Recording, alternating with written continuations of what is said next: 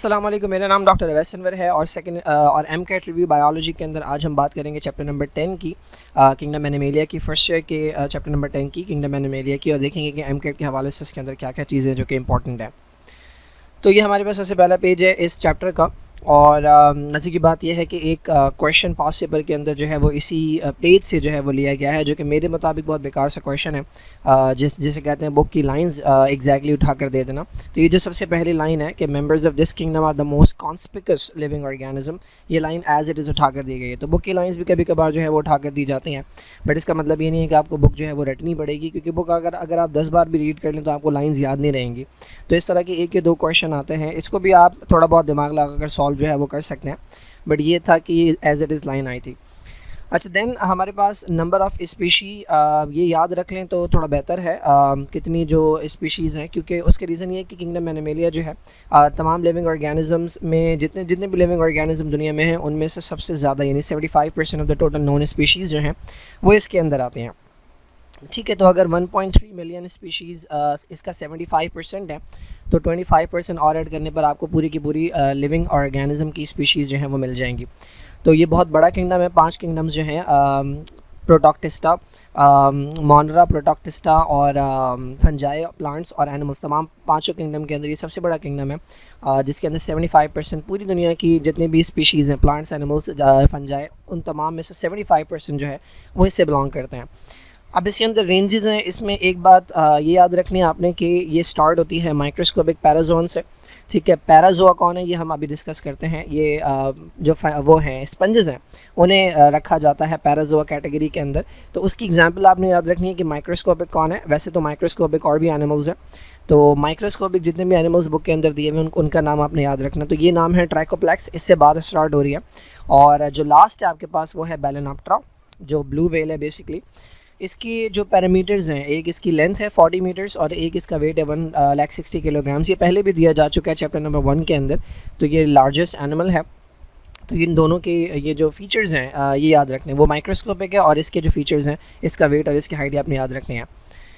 अच्छा, देन ये जो डायग्राम है इसके अंदर वैसे तो इंपॉर्टेंट कुछ है नहीं, बट मे बी अगर इनका दिमाग चल जाए तो इसमें जो एनिमल्स के नेम दिए हुए हैं उन्हें सीक्वेंस में प्लेस करने का जो है वो कहा जा सकता है। जैसे कि यहाँ पर सबकी लेंथ दी हुई है, तो लेंथ वाइज अगर मैं आपको क्वेश्चन दे दूँ, 5 इनमें से कोई एनिमल्स उठा कर दे दूँ, तो सबसे आखिर में तो आप रख लेंगे इसे, ब्लू व्हेल को तो सबसे आखिर में आप रख लेंगे, लेकिन बीच के जो एनिमल्स हैं, स्पेशली ये जिसका नाम शायद बच्चों ने कभी ना सुना, तो इनको अगर मैं लेंथ वाइज वो सीक्वेंस में लगाने का कह दूँ तो थोड़ा सा ये अच्छा सा क्वेश्चन बन सकता है। वैसे ये डायग्राम इतनी इंपॉर्टेंट नहीं है, बट एक नज़र देखने की कौन सा ऑर्गेनिज्म जो है वो पहले है, फिर कौन सा ऑर्गेनिज्म है अकॉर्डिंग टू द हाइट या अकॉर्डिंग टू द लेंथ।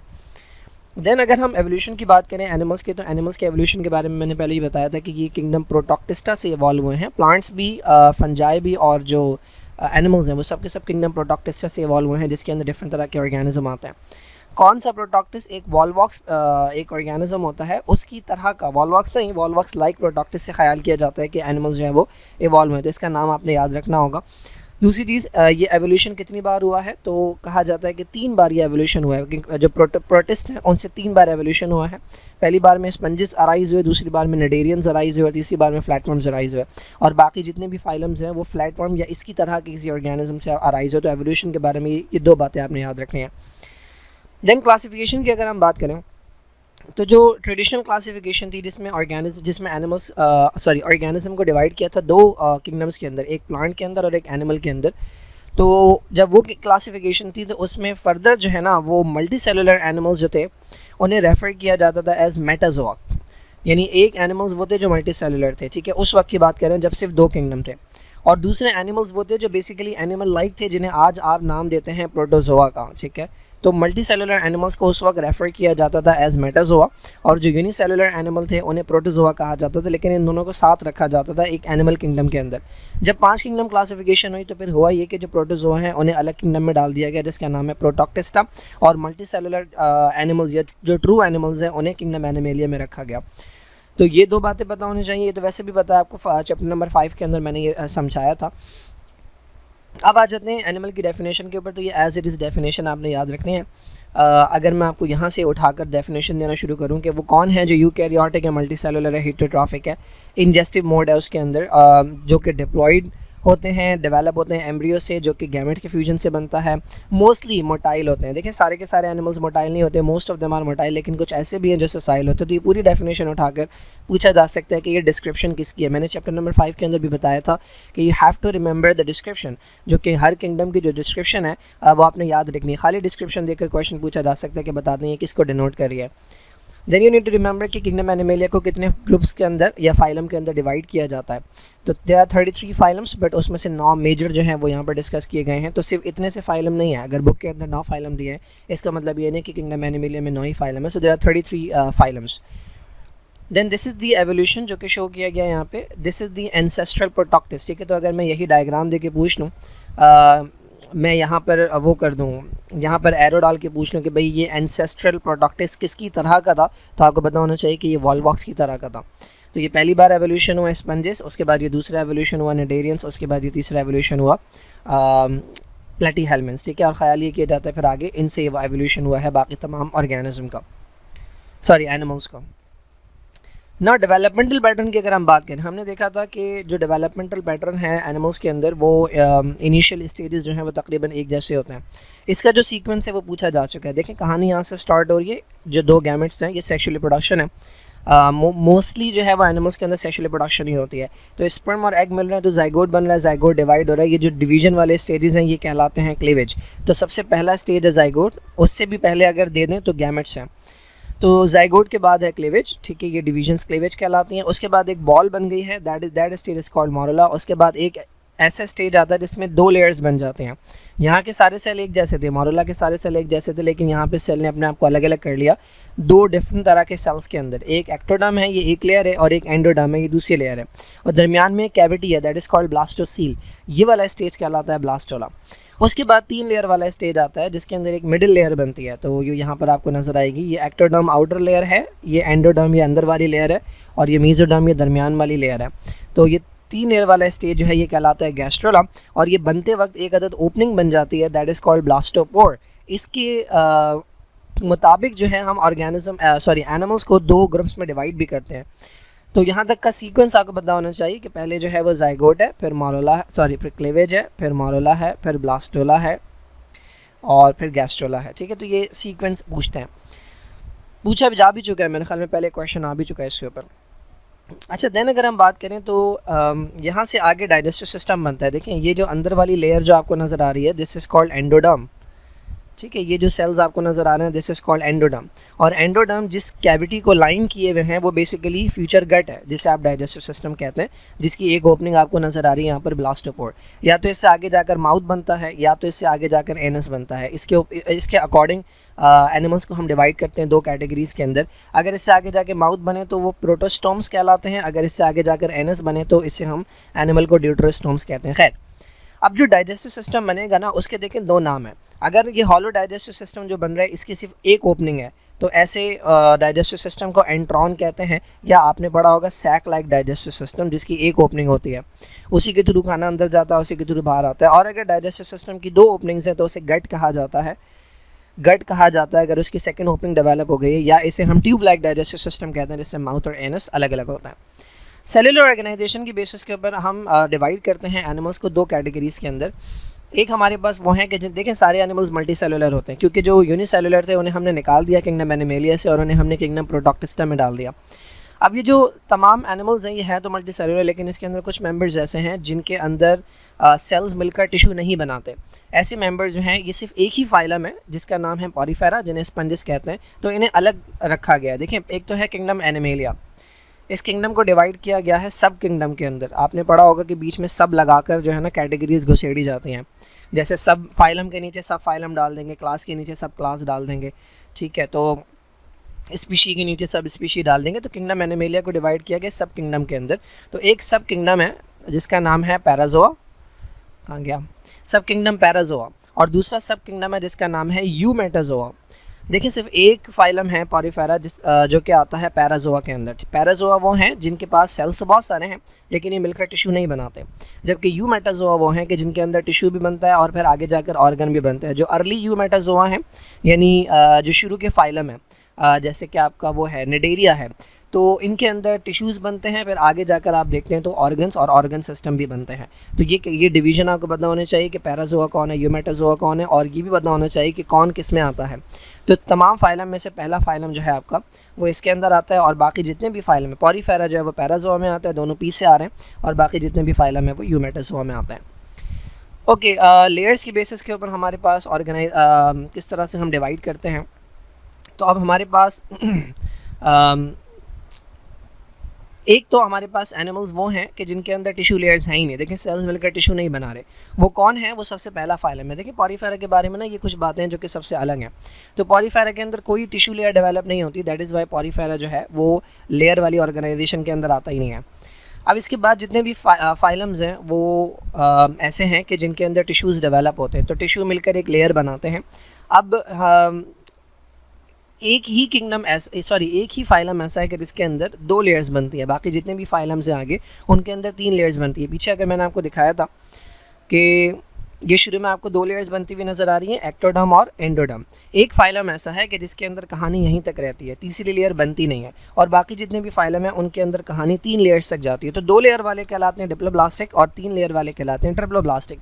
तो ये बहुत आसान सी बात है। तो खाली डेफिनेशन भी पूछी जा सकती है कि animals in which ectoderm and endoderm develop they are known as, तो वो डिप्लोब्लास्टिक कहलाते हैं। इसकी एग्जाम्पल एक ही है, वो कौन सी एग्जाम्पल है? वो है हमारे पास फाइलम निडेरिया जो कि पॉरीफेरा के बाद आता है। तो देखें सबसे पहला फाइलम किसी कैटेगरी में नहीं आता, ना उसमें 2 लेयर्स हैं ना उसमें 3 लेयर्स हैं। जो दूसरा फाइलम है उसके अंदर 2 लेयर्स हैं, और उसके बाद जो तीसरा फाइलम से लेकर आगे जितने भी फाइलम हैं वो 3 लेयर्स वाले हैं। तो ये आपको क्लियर पता होना चाहिए कि कौन किस कैटेगरी से बिलोंग करता है। नाम देकर किंगडम नहीं, फाइलम का नाम देकर पूछा जा सकता है कि भाई ये इनमें से कौन सी कैटेगरी से बिलोंग करता है। अब आ जाते हैं सिमेट्री के ऊपर। तो सिमेट्री में हमारे पास अगेन 3 तरह के फाइलम्स हैं। एक फाइलम वो है कि पहली बात तो सिमेट्री कहते हैं, किसे आपको बताया कि ओवरऑल शेप को कहते हैं, यानी जो भी सिमेट्रिकल एनिमल होगा ना उसे आप किसी न किसी प्लेन से डिवाइड कर सकते हैं बराबर हिस्सों में, 2 बराबर हिस्सों में। तो एक तो वो एनिमल्स हैं कि जिनको बराबर हिस्सों में डिवाइड किया ही नहीं जा सकता। अगेन गेस करें कौन सा फाइलम होगा? Phylum Porifera. तो फाइलम पॉरीफेरा के मेंबर्स ऐसे हैं जिन्हें हम कहते हैं एसिमेट्रिकल, क्योंकि इन्हें डिवाइड किया ही नहीं जा सकता। इसे आप कहीं से भी डिवाइड करें कभी भी 2 इक्वल हाफ नहीं बनेंगे, तो ये कहलाते हैं एसिमेट्रिकल। तो अगेन पहली बात, इनके अंदर टिश्यूज़ नहीं है, तो ये पैराजोआ। तो इससे समझ आ रहा है कि जो पॉरीफेरा हैं उनसे रिलेटेड क्वेश्चन बनने के चांसेस बहुत हैं। तो पॉरीफेरा नंबर 1 पैराजोआ हैं, यानी इनके अंदर टिश्यूज़ नहीं होते। नंबर 2 ये एसीलोमेट है, इनके पास बॉडी कैविटी हमने क्या पढ़ा था, हाँ, इनके अंदर टिश्यू लेयर्स नहीं होती। और तीसरी चीज़, दे आर एसिमेट्रिकल, क्योंकि इनका जो शेप है बॉडी का वो ऐसा है कि उन्हें अगर आप डिवाइड करें तो ये इक्वल हाफ में कभी भी डिवाइड नहीं होते। तो ये सारी डिफरेंट बातें हैं। अच्छा, इसके बाद दूसरी कैटेगरी वो है जिन्हें रेडियली सिमेट्रिकल कहते हैं, यानी जिन्हें मल्टीपल प्लेन से काटने के ऊपर जो है वो ये इक्वल हाफ में डिवाइड हो जाते हैं। तो इसके अंदर सिर्फ 2 ही फाइलम है, ठीक है। एक है हमारे पास निडेरिया और एक है हमारे पास एकाइनोडर्मेटा। निडेरिया वो है जिसमें जेलीफिश आती है, एकाइनोडर्मेटा वो है कि जिसके अंदर स्टारफिश आती है। तो ये जो 2 फाइलम्स हैं ये ऐसे हैं कि जिनको आप मल्टीपल एक्सेस से काटें तो ये डिवाइड हो जाते हैं इक्वल हाफ के अंदर। और तीसरे वो हैं जो बायलैटरली सिमेट्रिकल है। बायलैटरली सिमेट्रिकल वो हैं कि जिन्हें सिर्फ एक एक्सेस से काटा जाएगा, यानी मिड लाइन से, दरमियान से काटा जाएगा, तो वो इक्वल हाफ में डिवाइड होंगे, वरना नहीं होंगे। तो ये बाकी जितने भी फाइलम बच गए। देखें आपने पॉरीफेरा को हटा दिया, ये एसिमेट्रिकल है। उसके बाद आपने निडेरिया और एकाइनोडर्मेटा को हटा दिया, ये रेडियली सिमेट्रिकल है। और बाकी जितने भी फाइलम्स हैं वो बायलैटरली सिमेट्रिकल हैं।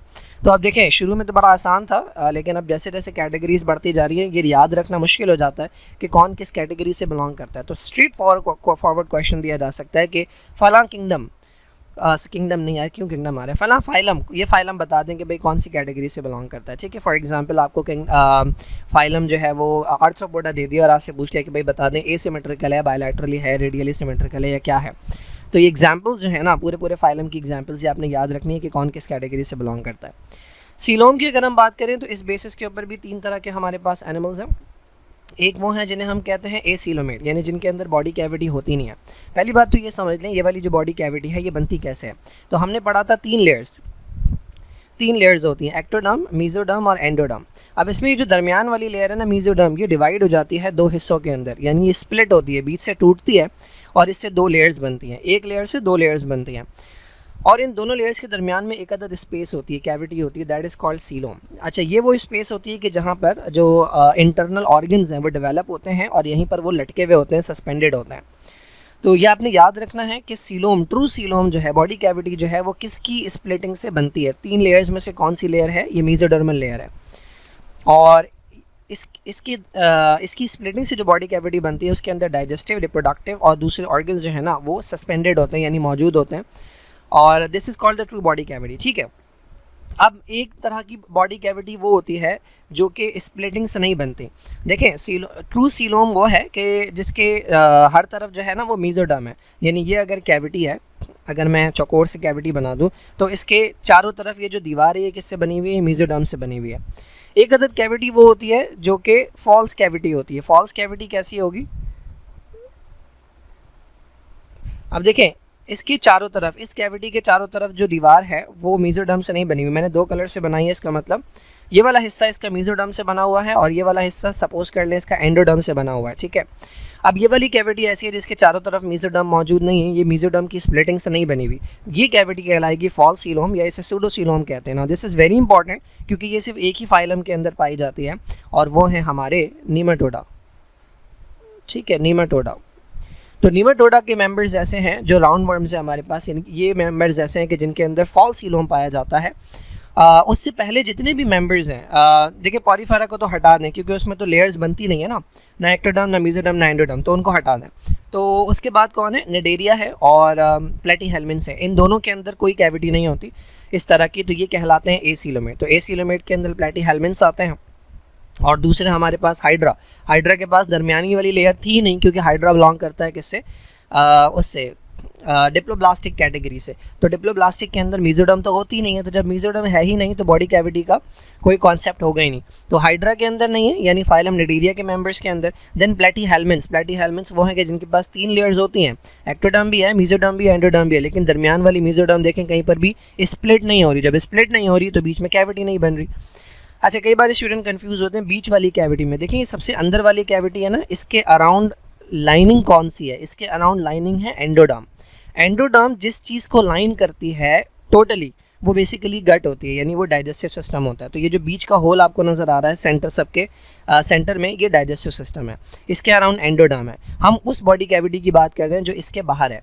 इसमें तो एक ही कैविटी है, ठीक है, तो ये एसीलोमेट है। इसमें भी एक ही कैविटी है, एसीलोमेट। ये कैविटी सीलोम नहीं है बल्कि ये डाइजेस्टिव कैविटी है। अब इसके अंदर देखें तो ये तो डाइजेस्टिव कैविटी, लेकिन इसके बाहर आपको एक और स्पेस नज़र आ रही है। सिमिलरली ये डाइजेस्टिव कैविटी, लेकिन इसके बाहर ये एक और स्पेस नज़र आ रही है, इसकी बात हो रही है। ठीक है, तो ये है हमारे पास फॉल्स सीलोम। क्यों फॉल्स सीलोम है? क्योंकि इसके इस तरफ तो ये मेसोडर्म है लेकिन इस तरफ ये एंडोडर्म है। तो ये एक ही मेंबर है नीमाटोडा, फाइलम नीमाटोडा। तो इनके अंदर ये फॉल्स सीलोम पाया जाता है, इन्हें सूडोसीलोमेट कहते हैं। और बाकी जितने भी एनिमल्स हैं, देखिए शुरू के पहला फाइलम हटा दिया, बाकी के 2 फाइलम एसीलोमेट, थर्ड फाइलम नीमाटोडा सूडोसीलोमेट, और बाकी जितने भी फाइलम्स हैं वो सीलोमेट कहलाते हैं, उनके अंदर ट्रू सीलोम होता है। तो ये एग्जाम्पल्स आपने याद रखनी है। अच्छा, ना सिर्फ फाइलम की एग्जाम्पल आपने याद रखनी है कि कौन सा फाइलम ये है, बल्कि आपने एनिमल की एग्जाम्पल से भी याद रखना है। फॉर एग्जाम्पल उस फाइलम का, जैसे कि यहाँ पर नाम दिया हुआ है, फॉर एग्जांपल हाइड्रा दिया हुआ है, ठीक है, तो आपको ये नहीं बताया कि फाइलम निडेरिया। आपसे पूछ रहे हैं कि भाई hydra according to the coelom, hydra कौन सी कैटेगरी से बिलोंग करता है, और 3 कैटेगरी में दे दूं कि ए सीलोमेट है, सूडोसीलोमेट है या फिर सीलोमेट है। तो आपको पता होना चाहिए कि हाइड्रा का फाइलम कौन सा है, और फिर उस फाइलम के बारे में आपको पता होना चाहिए कि वो किस कैटेगरी से बिलोंग करता है। सिमिलरली मैं जेलीफिश दे के भी पूछ सकता हूँ, या मैं सी एनिमन दे के भी पूछ सकता हूँ। सिमिलरली यहाँ पर प्लेटीहेल्मिन नहीं दिया हुआ, बल्कि प्लेटीहेल्मिन का जो रिप्रेजेंटेटिव एनिमल है प्लेनेरिया दिया हुआ है। मैं टेपवर्म भी दे सकता हूँ, मैं वो भी दे सकता हूँ, लिवर फ्लूक भी दे सकता हूँ। नीमाटोडा यहाँ पर दिया हुआ है फाइलम, ठीक है, मैं इसके बजाय वो भी दे सकता हूँ, एस्कैरिस दे सकता हूँ, मैं वोकेरेरिया दे सकता हूँ, ठीक है। यहाँ पर अर्थवर्म दिया हुआ है, मैं इसके बजाय वो दे सकता हूँ, क्या नाम है, नीरीज दे सकता हूँ, या इसके बजाय मैं लीच दे सकता हूँ। तो एग्जाम्पल देकर भी पूछा जा सकता है, या आगे जितने भी फाइलम्स हैं, आर्थ्रोपोडा है या मॉलस्का हैं, तो सारे के सारे सीलोमेट हैं, तो उनकी एग्जाम्पल देकर पूछा जा सकता है कि भाई सीलोम के अकॉर्डिंग बता दे कि ये किस कैटेगरी से बिलोंग करता है। आखिरी चीज़ जो क्लासिफिकेशन के अंदर है वो है प्रोटोस्टोम्स एंड ड्यूटेरोस्टोम्स। ये मैं पहले ही बता चुका हूँ। वो जो ओपनिंग थी जो कि गैस्ट्रोला बनते वक्त हमें नज़र आई थी, जिसे हमने ब्लास्टोपोर कहा था। मैंने कहा था कि इससे आगे जाकर या तो माउथ बनता है, उन एनिमल्स को हम प्रोटोस्टोम्स की कैटेगरी में डालते हैं, और प्रोटो का मतलब पहला हो गया और स्टोमा का मतलब माउथ या ओपनिंग होगी, और जो जिनसे एनस बनता है वो कहलाते हैं ड्यूटेरोस्टोम्स। तो इसकी एग्जांपल्स आपने, एक तो डेफिनेशन याद हो गया आपको, दूसरा आपको एग्जांपल याद रखनी है। तो देखिए बहुत आसान है। ड्यूटेरोस्टोम की ना 3 एग्जांपल्स हैं। आखिरी के जो 3 ग्रुप्स हैं ना, एक हमारे पास इकाइनोडर्मेटा है जिसके अंदर स्टारफिश आती है, उसके बाद हमारे पास कॉर्डेट्स हैं, और एक और इनके दरमियान में छोटा सा ग्रुप है जिन्हें हेमीकॉर्डेट्स कहते हैं। ठीक है, ये 3 कैटेगरीज ऐसी हैं जो ड्यूटेरोस्टोम्स हैं। अगर आपको बस ये 3 याद हैं तो इसके अलावा अगर कोई आती है तो और वो प्रोटोस्टोम्स या ड्यूटेरोस्टोम्स के बारे में पूछ रहे हैं, या फॉर एग्जांपल वो क्वेश्चन देते हैं विच of the following is a protostome या प्रोटोस्टोमेटा, ठीक है, तो 3 कैटेगरीज ये दे देंगे, चौथी कोई और देंगे। तो अगर आपको ये 3 याद हैं कि ये बिलोंग करती हैं ड्यूटेरोस्टोमेटा से, तो आप आराम से लगा लेंगे। यहाँ पर एग्जाम्पल दी हुई हैं, एनालिडा है, मोलस्का है और आर्थ्रोपोडा है। तो और इसके अलावा वो भी जो निमेटोडा है वो भी इसी के अंदर आ जाएगा। तो ये हमारे पास कैटेगरीज हैं।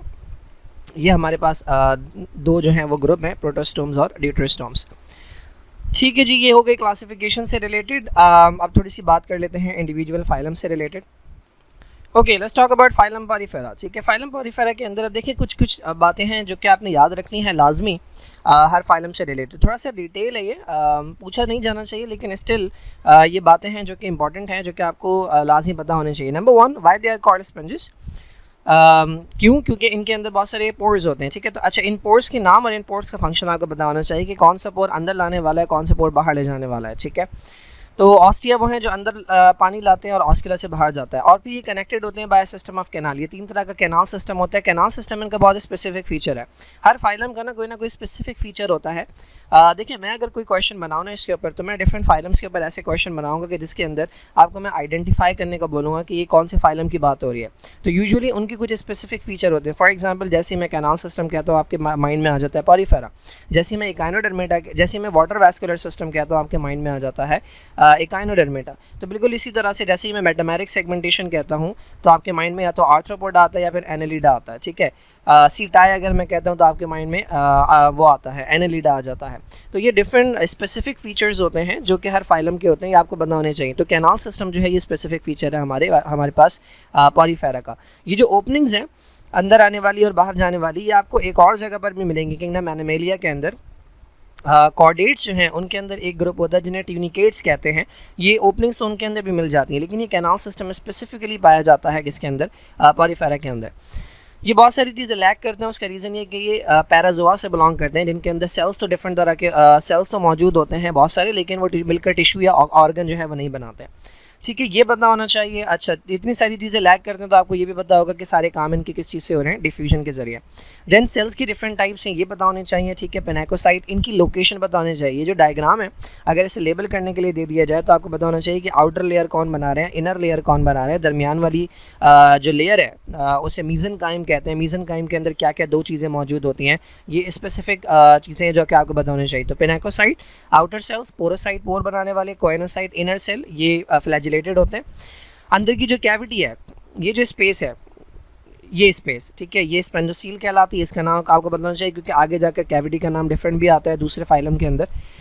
अच्छा, देन ये जो कैनाल सिस्टम है 3 तरह का, ये आपको बताना चाहिए कि किस टाइप के अंदर क्या होता है। एस्कन, साइकन, ल्यूकन, बहुत आसान है। नॉन डिवाइडेड, सेकेंडरी डिवीजन और टर्शरी डिवीजन, बहुत आसान सी बात है। ये डायग्राम आपको पता होना चाहिए, कौन सी डायग्राम जो है वो किस कैटेगरी से बिलोंग करती है, कौन सी एस्कन है, कौन सी साइकन है। बहुत सिंपल सा क्वेश्चन है ये तो। अच्छा, ये sales, these cells are very important, ठीक है, and these structures are very important। ये सेल क्यों इंपॉर्टेंट है? बिकॉज ये रिप्रोडक्शन करवाते हैं। इनके पास रिप्रोडक्टिव कोई ग्लैंड नहीं होता, कोई ऑर्गन नहीं होता, तो इन्हीं सेल से आगे जाकर गैमेट्स बनते हैं। एग और स्पर्म जो बनते हैं इन्हीं से बनते हैं।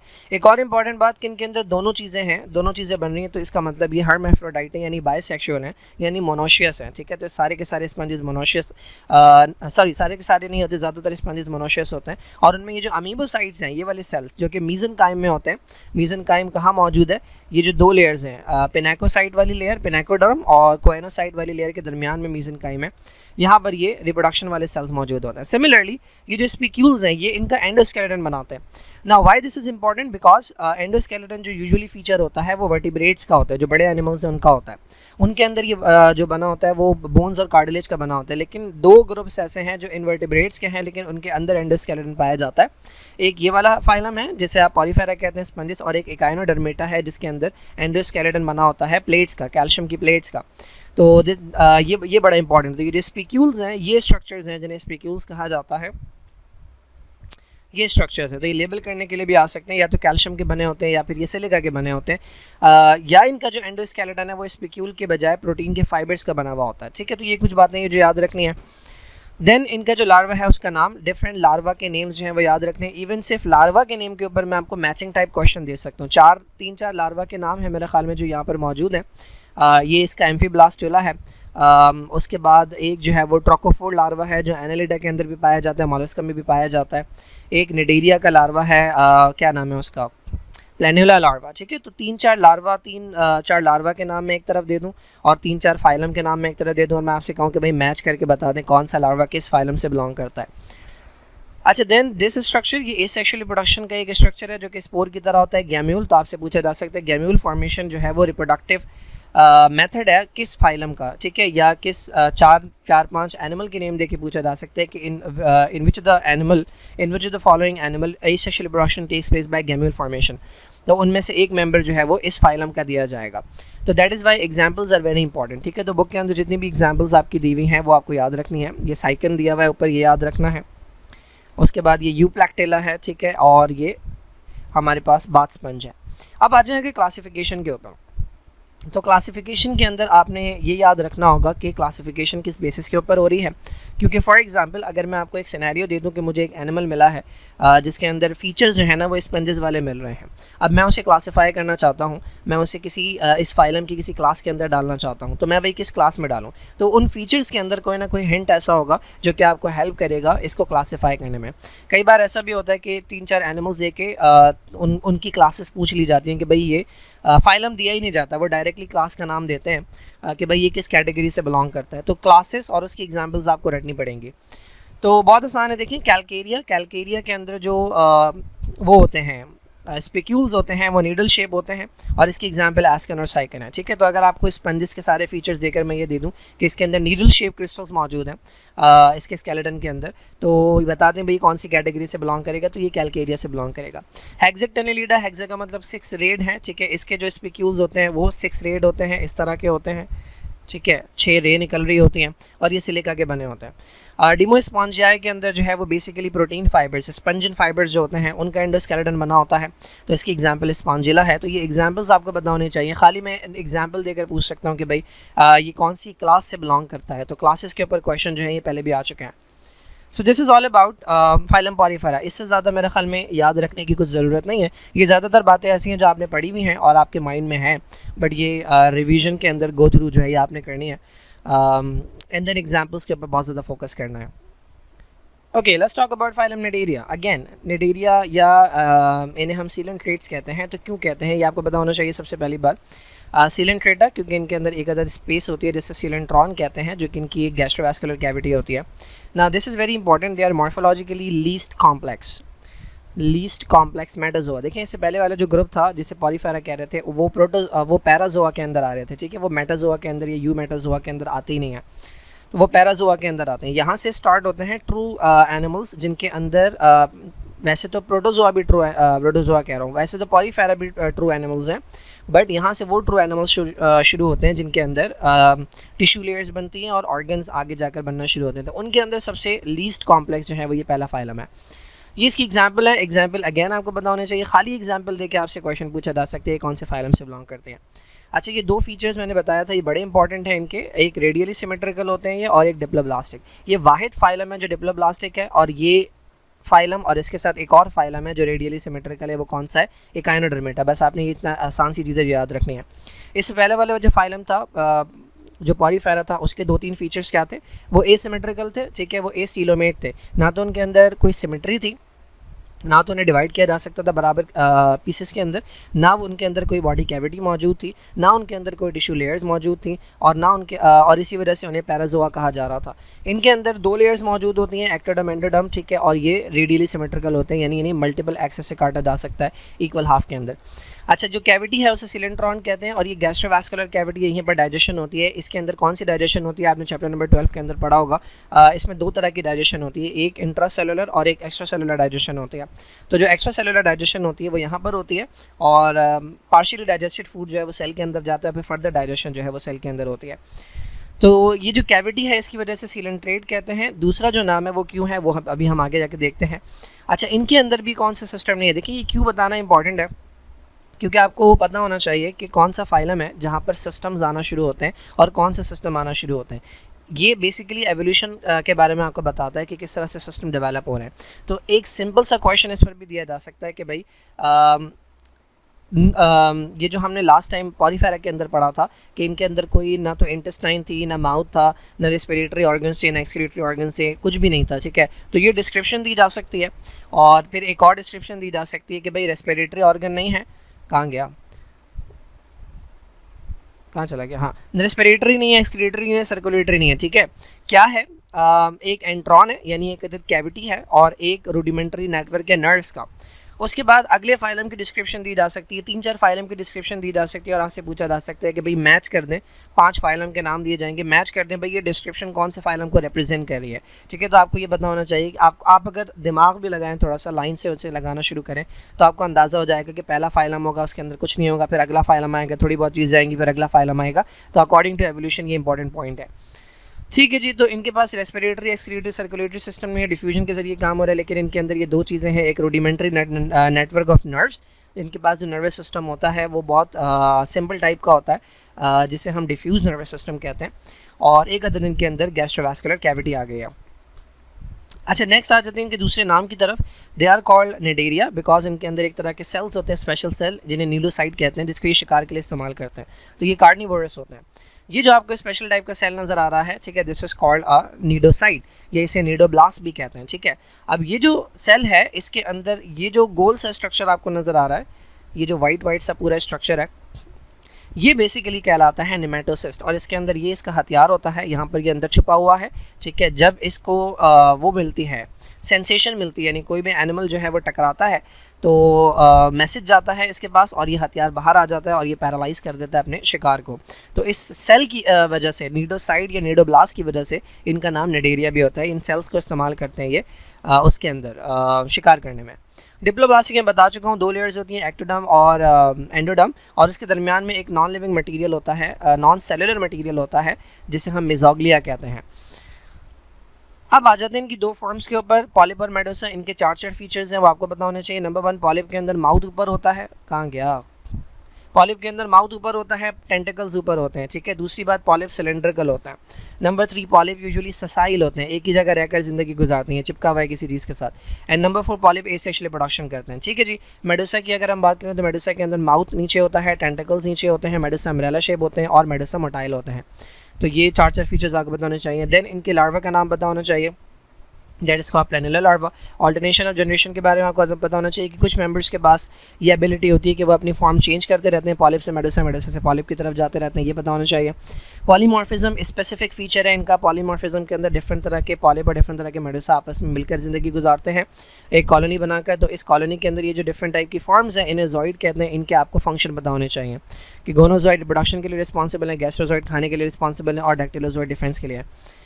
कॉरल्स हैं, इससे रिलेटेड कुछ इंपॉर्टेंट नहीं है, ठीक है। फाइलोजेनी इसका मैं आपको बता चुका हूँ कि वॉल्वॉक्स लाइक प्रोटॉक्टिस जो है उनसे ये सेकंड लाइन में इवॉल्व हुए थे, और इनसे कोई दूसरा फाइलम जो है वो इवॉल्व नहीं हुआ है। लास्ट इससे रिलेटेड क्लासेस हैं। क्लासेस किस बेसिस के ऊपर क्लासीफाई किया गया है, वो है डोमिनेंट फेस के ऊपर, यानी पॉलिप है या मेडुसा है। तो 3 क्लासेस हैं, ठीक है। इनकी डिस्क्रिप्शन आपको पता होनी चाहिए कि हाइड्रोजोआ के अंदर वो आते हैं कि जिनके अंदर दोनों फॉर्म्स पाई जाती हैं। तो यही वो मेंबर्स होंगे जो अल्टरनेशन ऑफ जनरेशन करेंगे मेनली, ठीक है। दूसरे वो हैं हमारे पास जिन्हें स्काइफोजोआ कहते हैं। इनके अंदर मेन फॉर्म जो होती है वो मेडुसा वाली होती है। पहले पॉलिप सिर्फ तब मिलता है जब रिप्रोडक्शन करते हैं, ठीक है। एंथोजोआ जो है हमारे पास वो वो हैं कि जिनके अंदर पॉलीफॉर्म पाई जाती हैं और इनका मेसोग्लिया फाइब्रस होता है। अब देखें, खाली डिस्क्रिप्शन देकर जो है ना वो आपसे इसका नाम पूछा जा सकता है। पहली बात तो एग्जांपल्स आपको पता होनी चाहिए कौन सी एग्जांपल किससे बिलोंग करती हैं। दूसरा ये कि डिस्क्रिप्शन देकर नाम पूछा जा सकता है। फॉर एग्जांपल मैं आपको क्वेश्चन दूं कि भाई which of the following class of phylum Cnidaria has both polypoid and medusoid phases which show alternation of generation. तो इस ये पूरी डिस्क्रिप्शन यहाँ से उठाई है मैंने, ठीक है, और मैं आपसे सिर्फ नाम पूछ रहा हूँ कि इन तीनों में से मैं तीनों ऑप्शन दे दूंगा, हाइड्रोजोआ, स्काइफोजोआ और एंथोजोआ, और मैं आपसे पूछ दूंगा कि भाई ये जो डिस्क्रिप्शन मैंने दी है ये किस क्लास को डिफाइन कर रही है। तो डिस्क्रिप्शन आपको पता होनी चाहिए। या मैंने आपको बताया था सिनेरियो कि एक एनिमल हमें मिला जिसके अंदर फाइलम निडेरिया वाले मेंबर्स हैं, वो जो है वो पॉलीमॉर्फिज्म शो कर रहा है, या वो जो है उसके अंदर प्लैनुला लार्वा है, या उसकी जो फॉर्म है वो पॉलीपर मेडुसा वाली है। और मुझे बता दें कि भाई मैं जो है वो उसे इस फाइलम की कौन सी क्लास के अंदर रखूं, तो आपको पता होना चाहिए कि कौन सा फीचर देखकर मुझे किस क्लास के अंदर डालना है। इवन मेसोग्लिया के ऊपर अगर आप देखें, जो मेसोग्लिया दरमियान वाली लेयर है जो कि नॉन सेलुलर लेयर है, तो अगर वो कम्प्लीटली नॉन सेलुलर है तो उसे हाइड्रोजोआ के अंदर डाल रहे हैं, अगर उसके अंदर कुछ सेल्स मौजूद हैं तो वो स्काइफोजोआ के अंदर, और अगर वो फाइब्रस है तो उसे एंथोजोआ के अंदर डाल रहे हैं। तो ये पता होना चाहिए, एग्जाम्पल्स पता होने चाहिए जो जो बुक के अंदर दी हुई है, कौन कौन सी क्लास की कौन कौन सी एग्जाम्पल है। खाली एग्जाम्पल देकर पूछा जा सकता है कि भाई सी एनिमल बिलोंग करता है, इनमें से कौन सी क्लास है।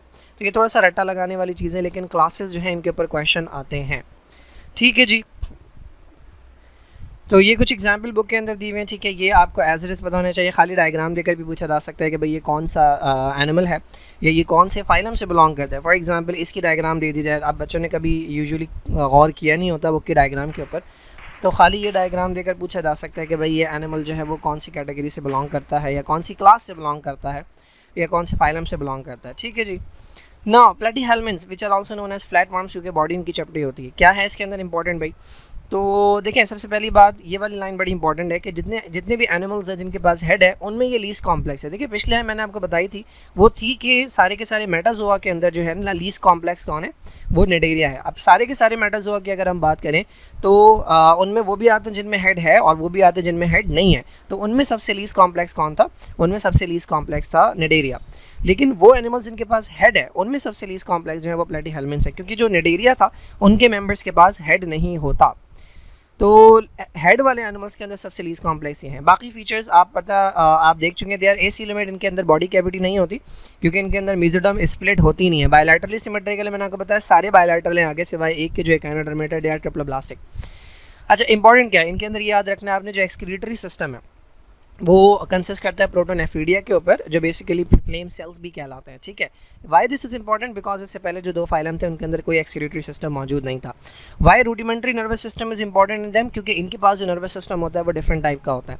जो निडेरिया के पास नर्वस सिस्टम था वो था डिफ्यूज टाइप का, क्योंकि उनके पास हेड नहीं था तो बॉडी के अंदर इन्फॉर्मेशन इधर उधर फैल रही होती है। इनके अंदर जो नर्वस सिस्टम है वो हमारी तरह का है, यानी जिसके अंदर इन्फॉर्मेशन सारी की सारी किसी एक पार्ट के अंदर आ रही होती है जो बेसिकली हेड होता है, क्योंकि वहाँ पर न्यूरॉन्स जो है ना वो जमा हुए हुए होते हैं, यानी ब्रेन बनता है या जिसे गैंग्लिया कहते हैं वो बनता है। तो इनके पास जो नर्वस सिस्टम है वो उनसे डिफरेंट है। किन से डिफरेंट है, निडेरिया से डिफरेंट है। ठीक है, तो ये थोड़ा सा एडवांस नर्वस सिस्टम है। बाकी सिस्टम्स इनके अंदर मौजूद नहीं है, सर्कुलेटरी या रेस्पिरेटरी सिस्टम मौजूद नहीं है। यूजुअली ये फ्री लिविंग, कुछ फ्री लिविंग और कुछ मेनली पैरासाइट्स होते हैं।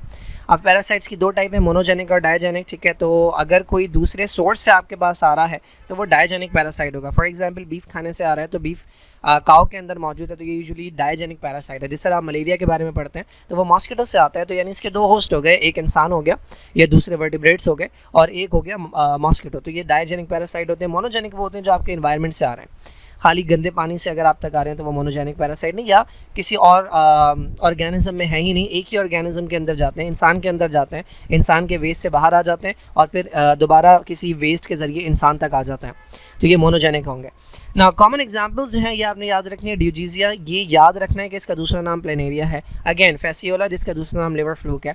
एंटीनिया सैजिनेटा, बच्चों को ड्यूजीजिया पता ही नहीं होता तो खाली लिखा होगा कि भाई which of the following is an example of phylum Platyhelminthes, तो वो प्लेनेरिया ढूंढ रहे होंगे, प्लेनेरिया होगा ही नहीं उसके अंदर, ड्यूजीजिया लिखा होगा तो वो गलत करके आ जाएंगे।